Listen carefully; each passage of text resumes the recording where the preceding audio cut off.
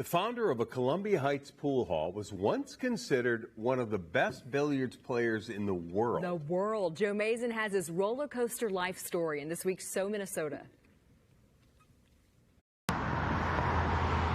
It's neither dark or smoky. Jimmy's Pro Billiards in Columbia Heights is an upscale pool hall. A felt ocean that's been here more than 2 decades. This is my favorite stick. If you like the feel and the looks, you know, it's kind of like you dress good, you feel good, you know. The man I played pool with, whose name is on the front of the building, is now 55 years old. You look like you should have started this when you were younger. You got natural talent. It's funny. But many still call him by his youthful nickname. He made a comment, every good pool player's got to have a nickname. And he goes, well, nobody's the kid around here. You're the kid, Jimmy the Kid. And so it still stopped. Even if I go to a pro tournament today, they introduce me as Jimmy the Kid. Many consider Jimmy the Kid Wetch the greatest Minnesotan to ever pick up a cue stick.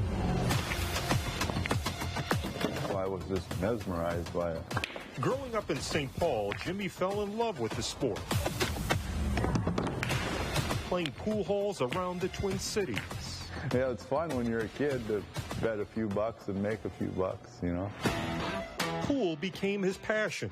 Jimmy dropped out of high school to take up the life of a road player, a hustler. He's got the eye, he's got the stroke, he's got the flick. Vincent's the best. Like Vincent, Tom Cruise's character in the movie Color of Money. You want my game? You couldn't deal with my game, Jack. You're out, man. Well, you are somewhat of an actor. You know, I'd go under a different name, and then after I was on the road a few years, sometimes people would be talking about me, and I'd be sitting right next to them. But I was under a different name, so they didn't realize it. For 6 years, Jimmy made money traveling the country. But his hustling days ended on one very dark night in Houston. That's when the bad things happen. After a large score playing high-stakes pool, Jimmy and his girlfriend were brutally attacked by men demanding the money he had won. They just hit me in the face with a gun, and my girlfriend too at the time, and then they put pillowcases over our heads, so you thought you were going to be executed. Not long after, Jimmy decided to go pro. Normally you have to earn enough points to get on the pro tour back then, but I was let on the tour because of the quality of player that I was already established. The current 8-ball champion looks to repeat as he defends his title against a young Turk from Bloomington, Minnesota. Jimmy started winning. Jimmy Wetch about to make it 7-4. And winning. Feels like he died and went to heaven. He won the Rookie of the Year, playing in tournaments on ESPN. All right, Jimmy Wetch, talking my language. By the mid-90s, Jimmy was the 5th-ranked pool player in the world. Because I prepared, I practiced hard. You know, I don't believe anybody practiced harder than I did. Look at him, he is deadpan serious. A few years later, he retired as a pro and opened his own pool hall. Jimmy's success on the tables came from within. An inner drive to become the best.